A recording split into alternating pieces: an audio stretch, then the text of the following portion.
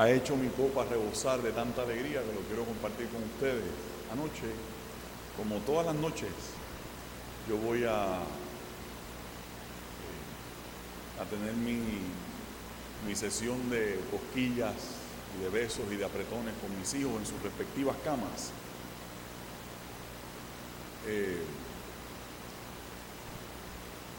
Y entonces uno de los gemelos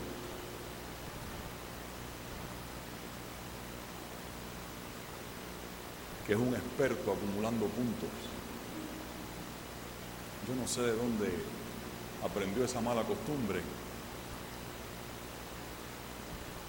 Yo había entrado a la cama y de momento me dio con entrarle nuevo y él estaba así todavía como medio así despierto y como dando vueltas en la cama y chequeando al otro por si acaso había break así de hacer alguna avería.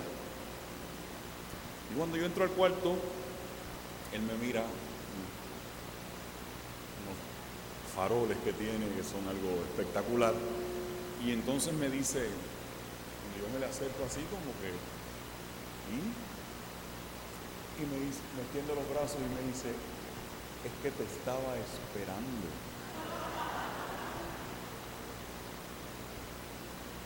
Es que te estaba esperando para darte un abrazo. Y yo le dije, pues fíjate qué cosa más curiosa, porque yo venía exactamente a eso. Yo no venía a chequearte, yo venía a eso también. Y yo, pues, no me canso de decirle a ellos lo mucho que los amo, ¿verdad? Y cosas del amor que no se pueden explicar, cómo es que ellos llenan mi vida todo el tiempo. Y le digo, pues yo quiero que tú siempre te acuerdes que yo te amo con toda mi vida. Y él extiende las manos y me dice, pues yo te amo, pues yo te amo, pues yo te amo hasta donde está Dios.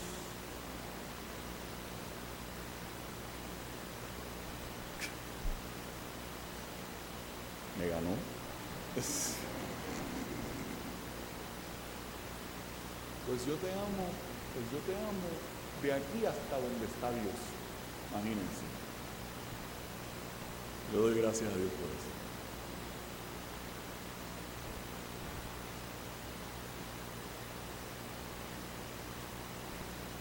Y el otro se buscó así de la cama y me dijo, papi, y yo te adoro.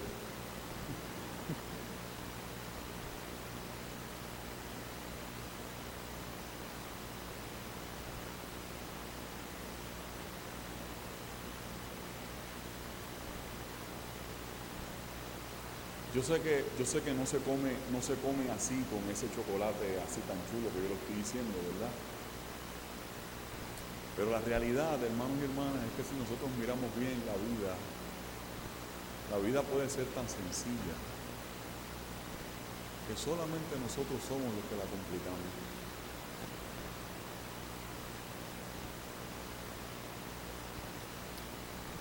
Y una de las formas en que nosotros complicamos la vida para nosotros mismos, yo no sé cómo fue que empató una cosa con la otra, pero empató de lo más bien. Una de las formas en que nosotros complicamos la vida es, o por lo menos yo en el ministerio, y aquí hay gente que han vivido eso y posiblemente más que yo, pero pensaba yo esta semana, luego del sermón del domingo pasado, que una de las formas en que nosotros complicamos la vida es cada vez que con tanta facilidad nos desenfocamos.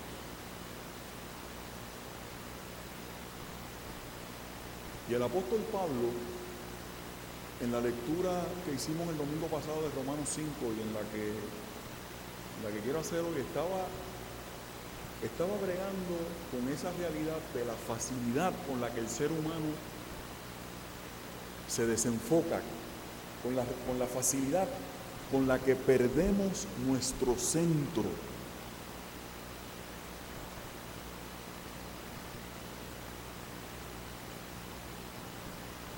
A mí siempre me ha parecido, hermanos y hermanas, que el Evangelio, que la buena noticia de Dios para tu vida te provee como un centro de gravedad. te provee una base estable sobre la cual tu vida opera y funciona. Y Pablo, de repente yo otra vez esta semana ahí, volviendo a leer unas cosas, Pablo, tratando, luchando, corrigiendo ese problema de enfoque.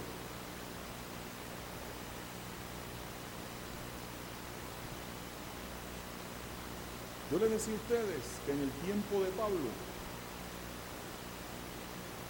tuvo que bregar con el hecho de todo un sector, particularmente un sector religioso, que había de alguna forma convertido la fe en Jehová, la había convertido en una carga tan pesada para la gente, que nadie podía cumplir cabalmente con todas las capas y las cargas y las añadiduras que le siguieron poniendo a la ley de Moisés.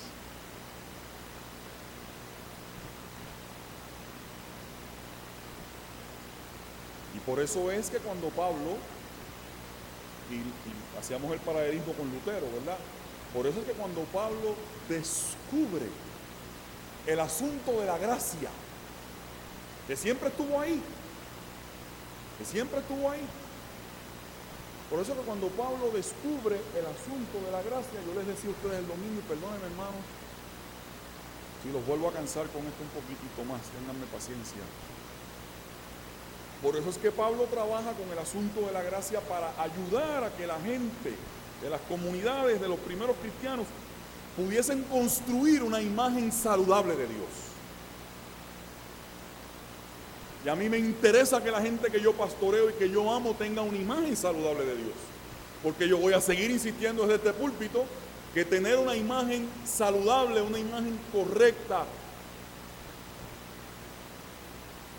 de Dios, representa salud física, salud emocional, salud espiritual para la vida del creyente.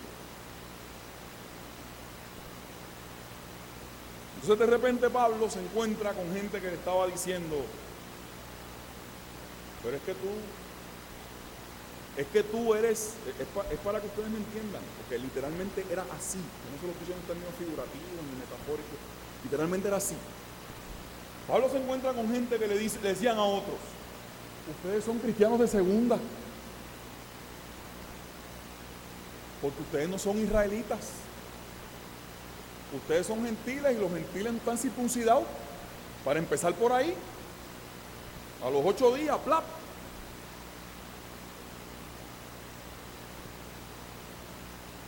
Así que ustedes como que están, pero no están como estamos nosotros.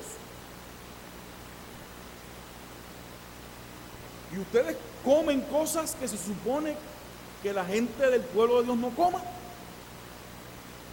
Bueno, claro que no cumplían con las leyes dietéticas si eran de otro pueblo. Y ustedes no guardan unas fechas que nosotros guardamos. Entonces Pablo está corrigiendo. Por eso es que es importante de vez en cuando hacer este repaso. Yo reconozco que la semana pasada estoy en repaso de Teología Evangélica 101. Ya el próximo domingo posiblemente lo suelte ya de esta cosa, ¿no? Por eso es que Pablo tiene que corregir eso. ¿Por qué? Porque se establecía un sistema de castas religiosas y espirituales de los que estaban más cerca de Dios y los que estaban lejos de Dios. Por eso, en la misma carta que ahorita Carmen leyó en Efesios, un poquito más adelante, no lo cubrió la lectura de Carmen, allí está la tesis principal del escritor de esa carta. Porque Cristo es nuestra paz, que de dos pueblos hizo ¿cuántos? De esos que están así, de dos pueblos hizo uno, derribando la pared intermedia de enemistad que había entre unos y otros. Ahora vuelvo con lo que decía al principio, no me he ido. Si usted se me fue, vuelva, no me he ido yo.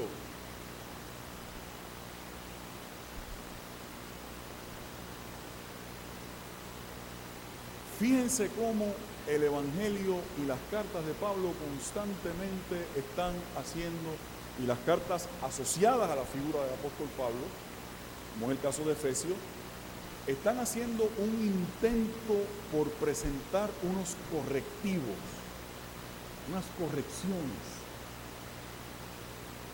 Y una de las correcciones, fíjense que es el intento para que constantemente el pueblo de Dios, y otra vez yo sé que ustedes lo saben, pero se los quiero volver a decir, que el pueblo de Dios, que el pueblo creyente que ahora entendía de una manera más decidida y definitiva que el acto de Dios acercarse es un don gratuito de su gracia y de su misericordia, y que entonces nadie podía decir yo estoy mejor con Dios porque yo soy el que hago esto o aquello o lo otro, poniendo el peso del mérito ¿en quién? En sí mismo. En sí mismo. Y no en aquel que es el dador de toda buena dádiva y todo don perfecto. Una de las cosas que constantemente están ocurriendo aquí, hermanos y hermanas, para que usted lea la Biblia también con esos lentes, es el esfuerzo de las cartas y el esfuerzo de Pablo y de los evangelios por presentar imágenes que nos ayuden a nosotros a ver cómo es que Dios nos nivela a nosotros, nos pone en el mismo nivel, nos pone en el mismo nivel en la mesa del Señor, en el mismo nivel, para que nosotros entendamos lo que somos frente a Dios.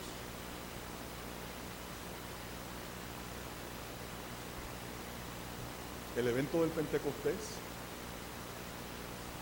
es el Espíritu Santo. Usted quiere entender en una frase el evento del Pentecostés, aparte de que hablaban en lenguas y el viento y la cosa, todos esos elementos maravillosos que hay en el rato, pero ¿sabe cuál es el milagro del evento del Pentecostés? El milagro verdadero del evento del Pentecostés.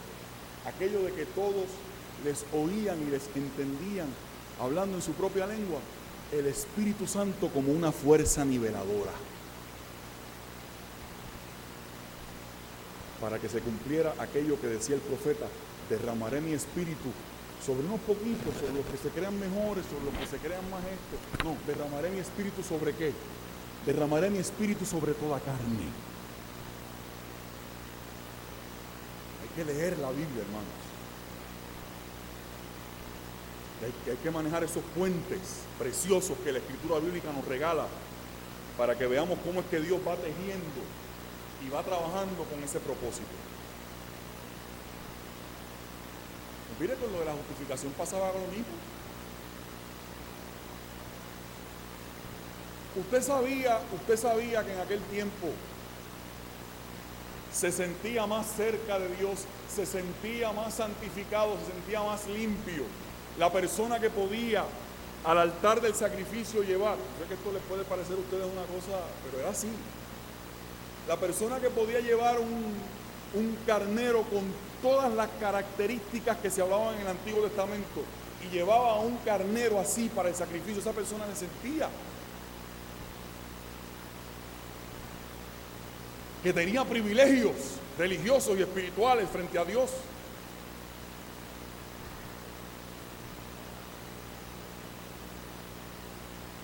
Por eso, escúchenme, porque es que estoy para que ustedes lo vean ilustrado en la Biblia. Por eso es que la gente está fajada en el templo. Cuando Jesús entra con el coraje al templo, la gente está fajada comprando las palomas, porque salían más baratas. O sea que fíjense que había un elemento, como en tantas otras cosas de la Biblia que le pasamos por encima y no lo vemos porque no nos han enseñado a verlo. Había un elemento de clases sociales, había un elemento socioeconómico en el asunto. Y la gente iba fajada a comprar, tratar de comprar una palomita para tajearla y la sangre de la palomita ofrecerla, ¿verdad? Porque por lo menos era algo. Pero no era lo mismo que el que ofrecía la sangre de un carnero.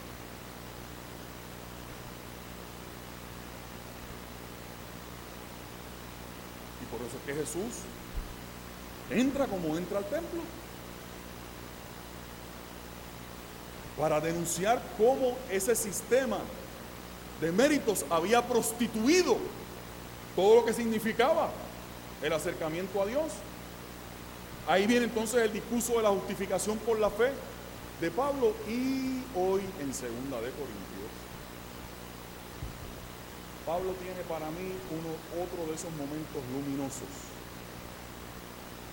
para en esa misma dirección darnos una lección importante.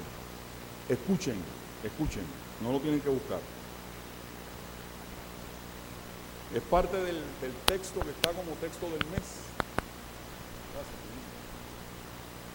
Pero tenemos este tesoro, ustedes se lo saben, ¿verdad?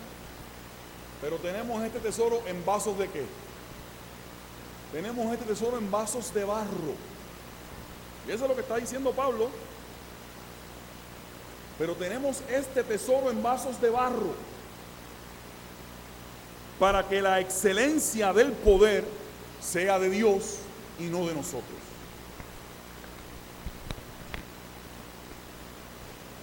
Pero tenemos este tesoro en vasos de barro para que la excelencia del poder sea de Dios y no de nosotros. Fíjense otra vez, el mensaje del Evangelio como una fuerza niveladora. Es que yo cada vez me enamoro más de lo que es el Evangelio.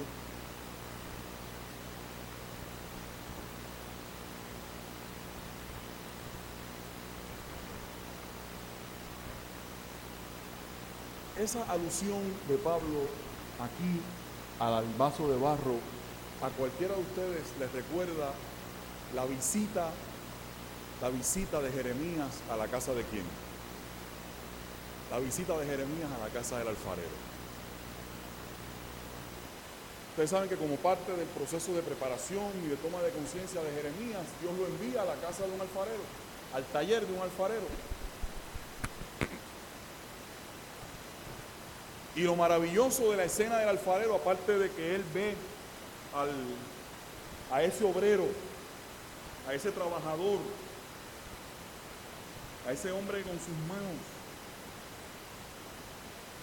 formaba lo que ya en su mente se iba consiguiendo poco a poco, aparte del ejercicio ese que le salía, no le salía muy bien y él volvía, intentaba otra vez y no sé qué. Fíjense cómo Dios manda a Jeremías, y ahorita lo conectamos con Pablo, manda a Jeremías a un lugar a ser testigo de una escena completamente cotidiana para él. Era ver a un alfarero trabajando en su taller. Ojo, cuando Pablo habla aquí de vasijas de barro, la persona que leía eso podía conectar con esa visita de Jeremías a la casa del alfarero. Tengo una noticia para ustedes que se las he dicho en otros momentos y se la quiero recordar.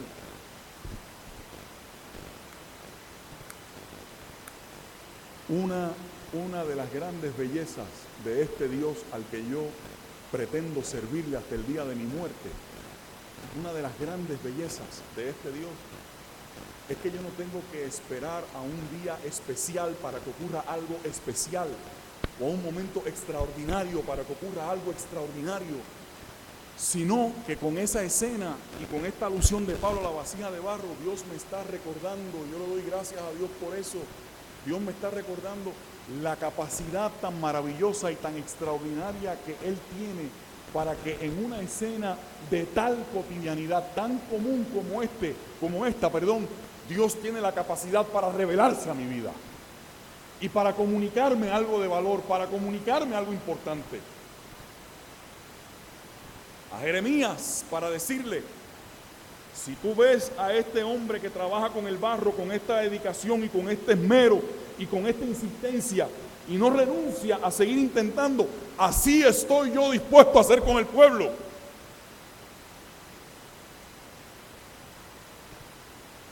Y de repente Pablo aquí en 2 Corintios rescata esa imagen, y cuando yo la leo, porque la palabra primero pasa por uno mismo, ¿verdad? Para poder después compartirla, si no, es una pantomima lo que yo estaría haciendo aquí frente a ustedes.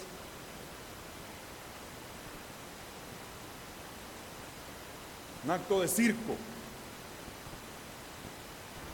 Fíjense qué cosa más maravillosa.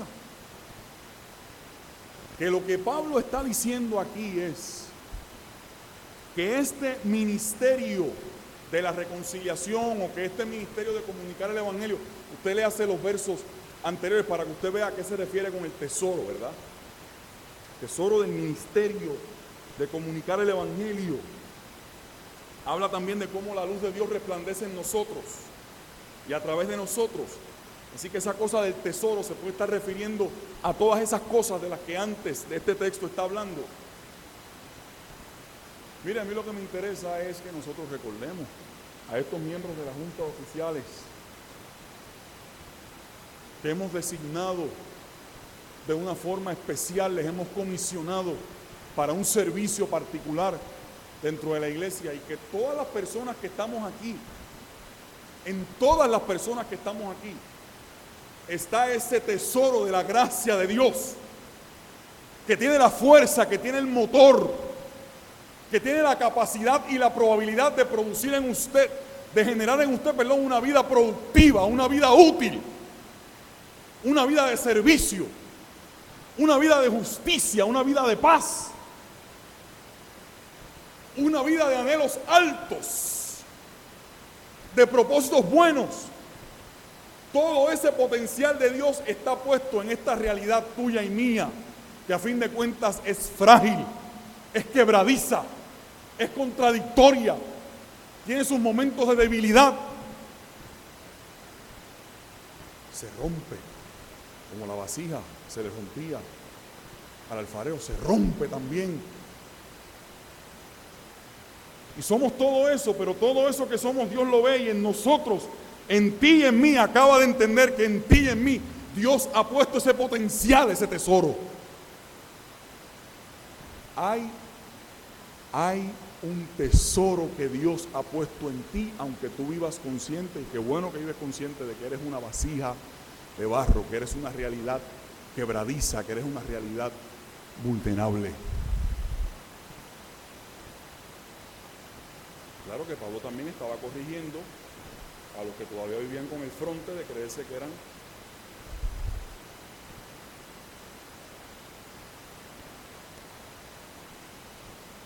los que todavía pensaban que eran la última soda en el desierto. Pablo le está diciendo a todo el mundo: todos somos vasijas de barro, todos somos vulnerables, todos somos pequeños. Repito otra vez esa palabra: todos somos quebradizos, todos estamos llenos de contradicciones.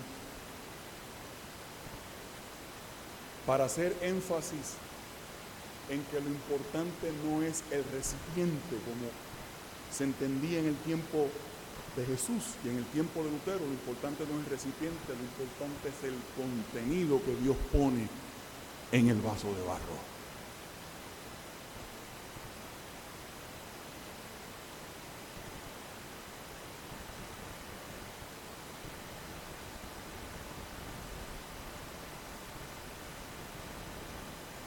Un tesoro.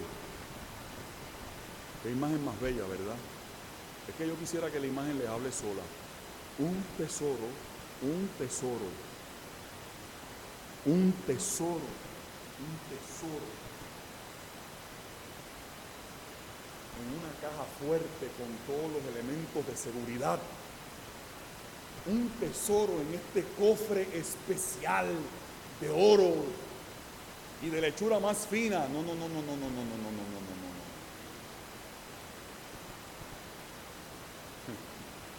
Yo no sé si alguien, no sé si yo no quiero hacer.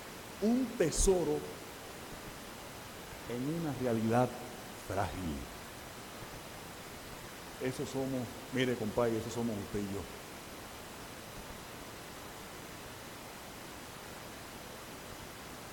Qué clase de mezcla, ¿verdad?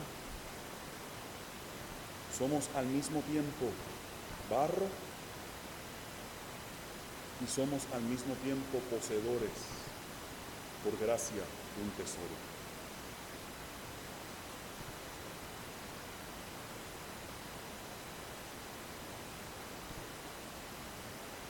Siempre recuerdo que en algún momento leí esas cosas que aún no se le olvidan. Miguel Ángel fue el del David, ¿verdad? Miguel Ángel. Sí, porque ahora para mis hijos Miguel Ángel es un ninja turtle. Y Donatello, figúrate tú, y Rafael, y el otro, se me olvida el cuarto. Bueno. ¿Qué? Leonardo, oye, tío Leonardo. Déjame tomarme un sorbo de agua porque no sé si es bueno para que se aprendan los nombres o si es un acto de sacrilegio del que se inventó.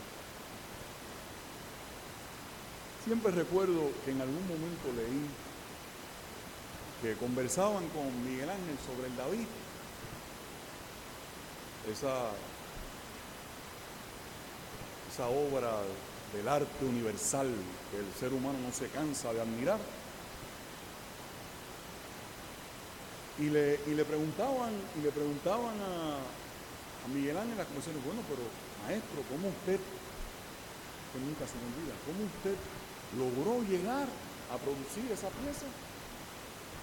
Y no es que tengo ahora las palabras exactas, pero él decía algo así como, la verdad es que los grandes de verdad, pues, no necesitan alardear, ¿verdad? Él decía, el David siempre estuvo ahí.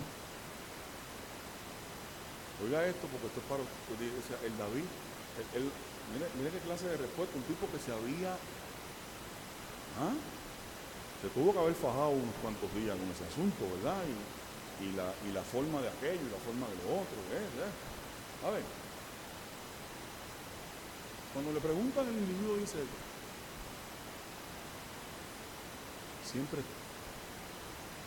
siempre estuvo ahí.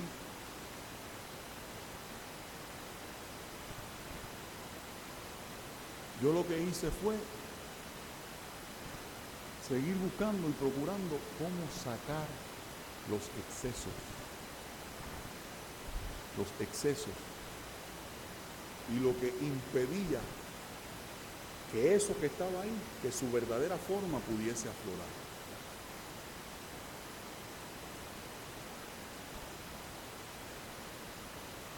Y cuando yo leo este texto de Pablo, hermanos y hermanas, recordé inmediatamente ese diálogo con Miguel Ángel. Eso siempre estuvo ahí. Escúchelo, porque le estoy hablando a usted. Eso siempre estuvo ahí. Yo lo que hice fue sacar lo que sobraba. Lo que impedía que la forma que ya estaba ahí fuese apreciada completamente.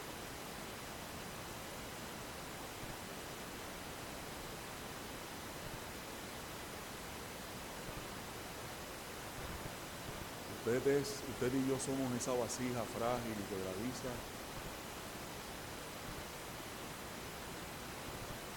con todas las inconsistencias posibles debajo del cielo y del sol y de la luna.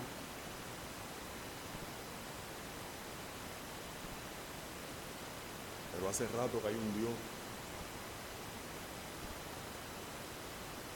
que está viendo en usted una forma que Él es capaz de hacer que usted descubra, para que usted entienda que dentro de esa vasija de barro suya hay un tesoro.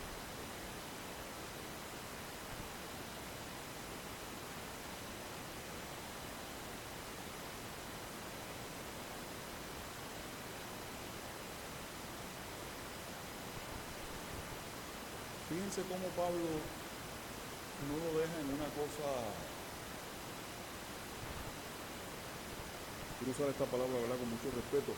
Cómo Pablo no lo deja en una cosa así, una retórica preciosista, ¿verdad? Sino miren entonces cómo Pablo aterriza ese asunto. La verdad que Pablo, yo se lo he dicho, ustedes se han reído cuando yo le he dicho esto, ¿verdad? Hay momentos en los que yo tengo mis tranques con Pablo. Pero Pablo tuvo muchos momentos de una luminosidad extraordinaria. La verdad es que nadie se lo pudo haber dictado. Algunas cosas nadie se las pudo haber dicho que no fuera Dios. Pablo sigue hablando. Yo no puedo entrar en la cuestión de los binomios ahí en el texto, ¿verdad? Que estamos atribulados. Esa parte es bella, atribulados en todo, mas no angustiados. Cómo Pablo presenta su propia vida como la de un crucificado, ¿verdad? En ese texto, léalo con calma. 2 Corintios 4, del 7 en adelante. Con unas frases, hermanos, miren que uno se queda así como, ¡wow! ¡Qué belleza! Cuando dice Pablo que en nosotros actúa la muerte que en nosotros actúa la muerte. Eso es una barbaridad. Que en nosotros actúa la muerte para que en ustedes actúe la vida. La idea que tenía Pablo de que un crucificado siempre tenía en ese caso la capacidad para generar vida. El texto lo manifiesta. Pero miren lo que dice. Escuchen esto. Porque todas estas cosas padecemos por amor a vosotros, para que abundando la gracia por medio de muchos, ahí hay una manifestación concreta del tesoro. Ahí hay una manifestación concreta del tesoro. Para que abundando la gracia por medio de muchos,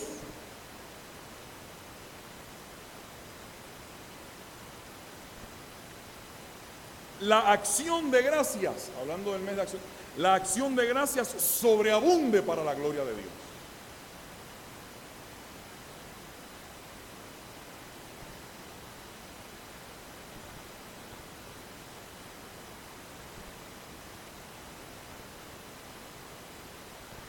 Porque fíjense que viene hablando, ¿verdad? Viene hablando de lo que Pablo está haciendo para que si la gracia abunda por medio de muchos,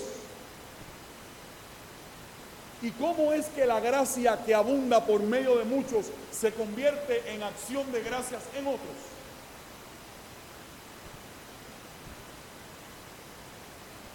Y es que está lo que le decía la semana pasada, es que quiero que lo vean desde la semana pasada. La semana pasada estábamos en un ángulo, hoy estamos viendo lo mismo pero desde otro ángulo. Fíjense que cambio de esto estoy haciendo con ustedes. ¿Tiene permiso alguien para estar dormido ahora? Porque estoy diciendo lo mismo pasado, pero invitándolos a ustedes a mirarlo desde otro ángulo. ¿Cómo es que la gracia, qué es eso? Porque a veces yo me temo que leemos la Biblia así. ¿Qué significa en arroz y habichuelas? No me lo diga como una cosa así repetida como el papagayo. ¿Qué es lo que significa en arroz y habichuelas eso de que la gracia abunda por medio de muchos? Y eso a su vez tiene el efecto de provocar acciones de gracias en otros. ¿Cómo eso ocurre si no es por el proceso de la justificación que nos ha hecho entender que la dádiva, que el don, que el regalo que ya Dios me ha dado, aunque hasta el día de hoy usted no haya vivido consciente de eso, hay un regalo, hay una dádiva, hay un acercamiento, hay un tesoro que Dios ha puesto en su vida? ¿Cómo la gracia que abunda en muchos se convierte en acción de gracias de otros tantos? Si no es porque esos que vivimos conscientes de la gracia que hemos recibido, esa gracia, ese don gratuito, esa gratuidad del amor de Dios, ese acercamiento libre del amor de Dios, ha funcionado en nosotros de tal forma que nos ha movido a producir obras de amor, de justicia, de ternura, de solidaridad, de empatía, que ayudan a la formación y a la edificación del carácter de otros y de otras. Y de esa forma, esas obras se convierten en los recipientes de esas obras, se convierten en motivos de acción de gracias. ¿Cómo eso ocurre si no es así? para que la gracia que abunde en muchos opere en otros en acción de gracia.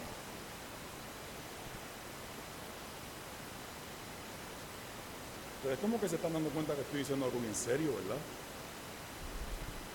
O sea que los hermanos que hoy fueron instalados en la junta de oficiales,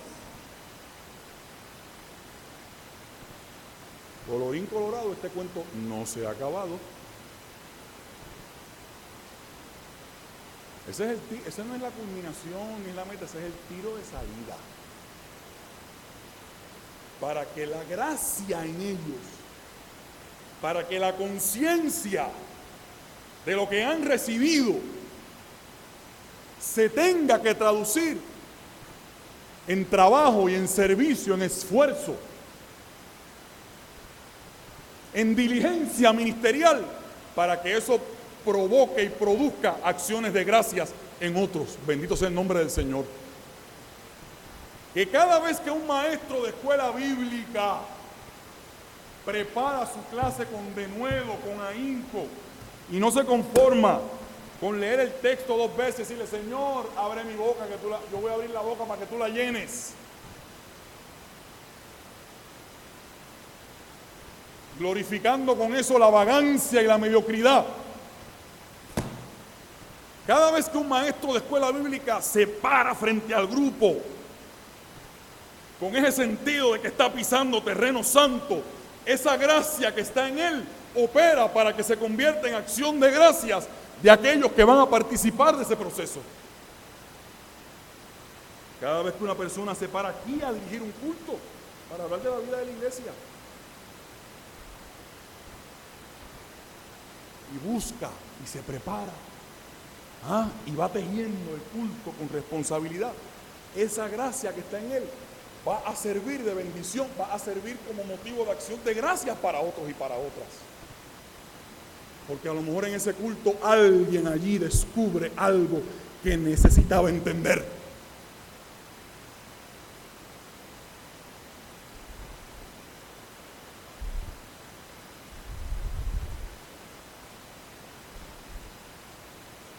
Y mire, este lugar está lleno de gente que ha hecho eso.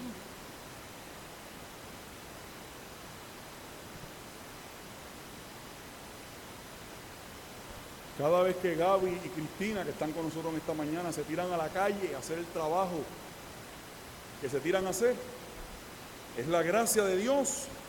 Ellos no lo tienen ni que decir. Eso no hay que decirlo. Es la gracia de Dios que está operando en ellos. Y la gente que con sus vidas ellos tocan por esa gracia que les impulsa, la gente que ellos tocan encuentran entonces motivos de acción de gracias.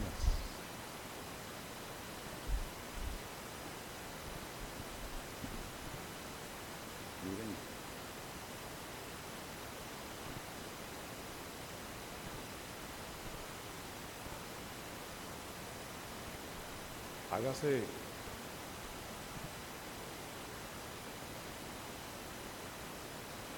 Hágase una pregunta bien sencilla.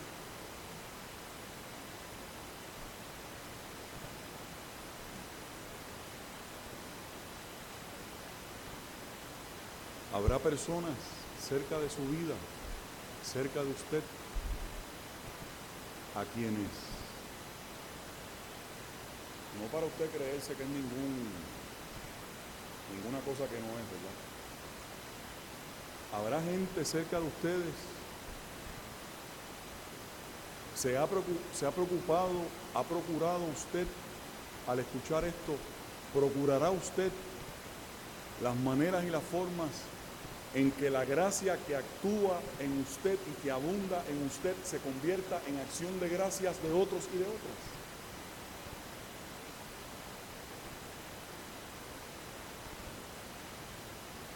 ¿Se vale esa pregunta? ¿Se ha preguntado usted si la vida suya, a través de lo que usted es, a través de lo que usted hace, a través de sus acciones, de sus gestos, mire lo que estoy diciendo, la vasija de barro, de las cosas más cotidianas y más sencillas? Por eso es que me gustó este texto, como un eco de la visita de Jeremías a la casa del alfarero. ¿Querrá usted cultivar la conciencia de cómo la vida suya, convertida en un recipiente consciente de la gracia de Dios, se convierte en motivo de acción de gracias para otros y para otras?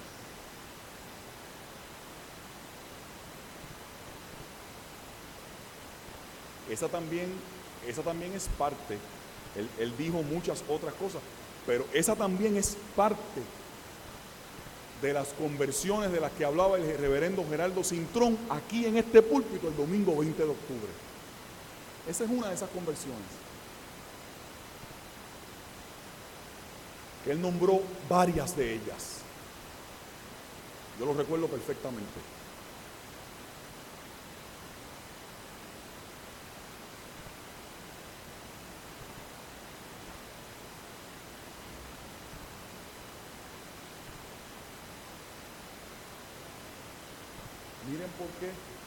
Miren por qué la semana pasada yo les decía a ustedes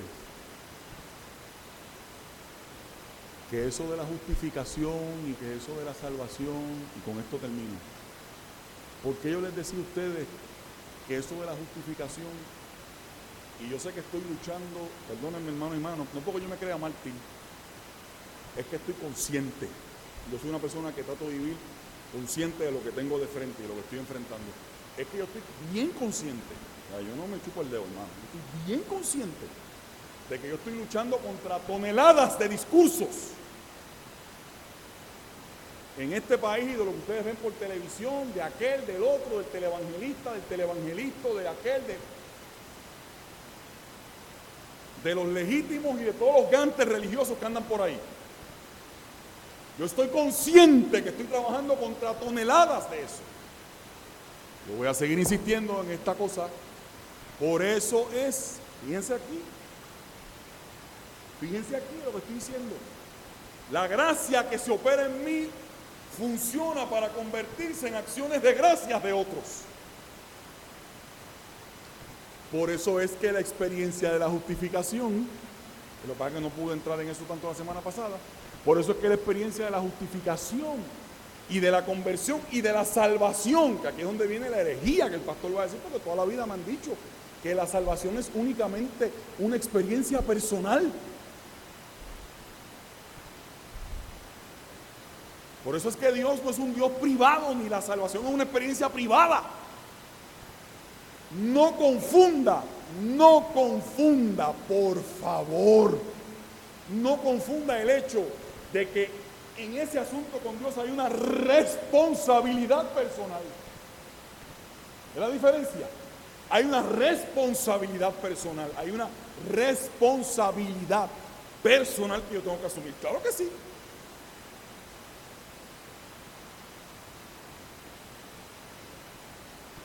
Pero no es un asunto privado. Hay una diferencia grande entre las dos cosas. Porque la persona que es realmente persona, una de las razones por la que es persona es porque se sabe y se entiende a sí mismo como parte de un colectivo.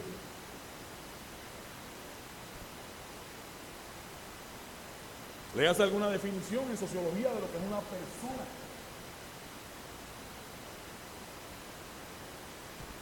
Óigame bien, porque otra vez, yo sé que estoy luchando contra toneladas de discursos y de siglos de esa programación ahí, personal, individual. Mírenlo ahí. Lo que Dios hace en mí provoca la acción de gracias. Porque esa gracia en mí genera un movimiento de vida. Genera un proyecto de vida que inevitablemente tiene que tocar y tiene que afectar y tiene que vincularme con otros y con otras. Esa es una de las razones por las que yo creo en la iglesia.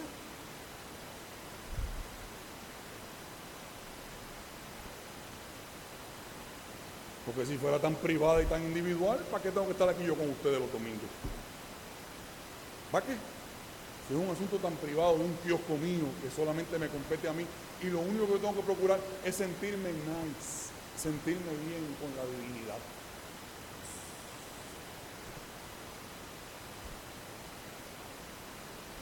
Ahí está Pablo fajándose con eso.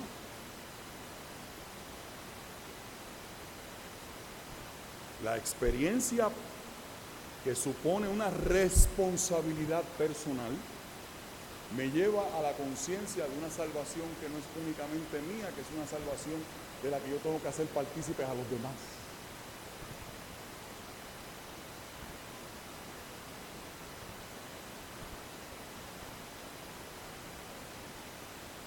Yo ahorita decía, cuando estábamos leyendo el texto de Efesios, yo decía, ay, que no se den cuenta porque me quita el sermón Carmen con eso que leyó ahí. Verso 10, me reía cuando lo volvió a poner ahí en la pizarra Fonsi. Verso 10 del capítulo 2 de Efesios. Que este Dios, que en la persona de Jesucristo nos ha preparado ¿para qué? Nos ha preparado para buenas obras.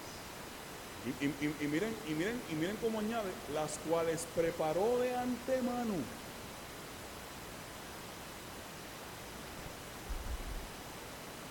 Se ponía difícil Pablo a veces, el apóstol, el escritor bíblico, se ponía difícil. Las cuales preparó de antemano.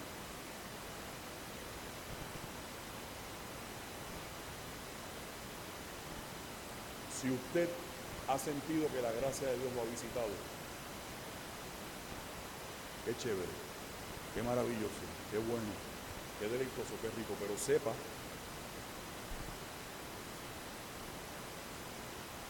que esa gracia de Dios le ha visitado para que a través de usted otros experimenten ganas de dar gracias. Y de la única forma que otros pueden experimentar ganas de hacer gracias, de dar gracias, por lo que usted provoca en ellos, es precisamente porque esa gracia se sale. Le digo ahorita que hay un centro de gravedad, ¿verdad? Que el Evangelio es como un centro de gravedad, pero el centro de gravedad no es usted mismo, el centro de gravedad es el Evangelio. Por eso la diferencia de lo que digo ahorita, que es el Evangelio, el centro de gravedad, no es usted el centro de gravedad. Por eso oiga las cosas que yo digo, que no las digo por casualidad. Bastante que me tostuzo en la semana pensándolas. El Evangelio es el centro de gravedad, y el centro de gravedad, para que funcione en usted como esa fuerza que lo estabiliza y que le da sentido a su vida, siempre va referido a otros y a otras. Que sea nuestra oración hoy y siempre, que la gracia que abunda en mí haga que sobreabunden en otros las acciones de gracias. Que Dios nos bendiga, hermanos.